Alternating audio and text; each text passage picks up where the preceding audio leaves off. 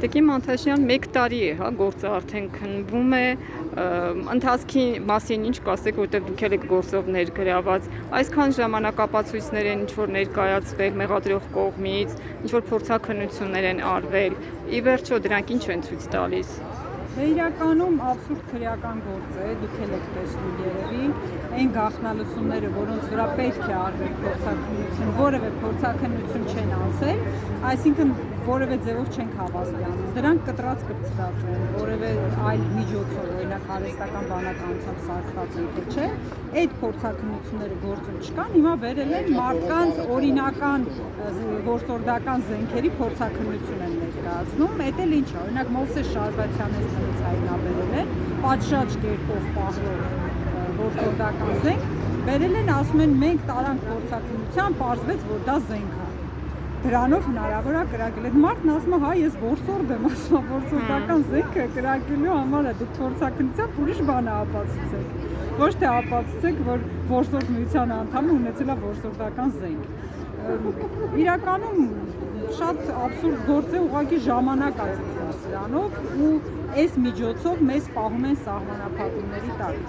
Իսկ թվում է իրենց խնդիրը դա է, որ Բագրատ Սրբազանին ու նաև մեզ բոլորիս պահեն սահմանափակումների տակ, օրինակ մենք մարդաշատ վայրեր չենք կարող։ Որևէ տեղ հավաքա, չգիտեմ, որևէ ընդվզումա, մենք որևէ ձևով մասնակցություն չենք կարող։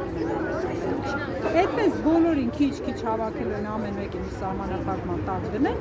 որպեսզի այն որ իրանք ասում են դուրս եկեք հեղափոխություն արեք, այդ հեղափոխությունը չլինի։ Այսինքն այս միջոցով քրեականացրել է Թավշյա հեղափոխությունը, ինչպես իմ պաշտպանը ասել է մի անգամ, որով իրենք եկել են իշխանության։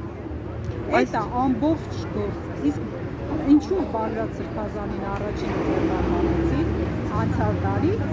ես ուղղակի վստահ եմ, առաջի հոգևորականին որ ձեռնարկել էին, շատ մեծ ռեզոնանս է ունենում ժողովրդական, եւ իրենք կոնկրետ Բագրատ Սրբազանի ձեռնարկությունը որևէ ձևով արդարացնելու համար ու մարդկանց համար ավելի մաչելի ընդունելի դարձնելու համար սարքեցին այս մեծ գործը եւ իր հետելի խմբով մարդիկ ձերբակալեցին, որպեսզի առաջի հոգևորականին ձերբակալելը որոշակի չափով ընդունելի լինի, ասեն դե մարդիկ ահաբեկչություն էին կազմակերպում, ոնց կարող են իրենց չձերբակալել, դրանից հետո արդեն մյուս հոգևորականների վրայի ճնշումները ավելի թեթև են տանում, որովհետեւ արդեն նախադեպը կա։ Հայոց անկախ պետականության պայմաններում մի եպիսկոպոս արդեն ձերբակալված է, երկրորդին, երրորդին, չորրորդին ձերբակալելը արդեն խնդիր չի։ Այսքան որսորդական հրացանով է Հայաստանում փորձարվում իշխանություն զավթել, այդպես են ընկալում։ Տեսեք, նույնիսկ եթե այդ որսորդական հրացանը որևէ թաքստոցից հայտնաբերած լինի, մենք կասեինք դե մարդիկ գնացել փնտրել գտել են։ Մարդը ունի իրավունք իր տանը պատշաճ կերպով պահելու, ընդ որում այդ որսորդական զենքը ինքը հիմա չի ձեռքբերել, ասենք չգիտեմ 2004 թվականից այդ զենքը ունի։ Պատշաճ կերպով տանը պահված զենքը գալիս են տնից հայտնաբերում, ասում են, օ, տեսեք,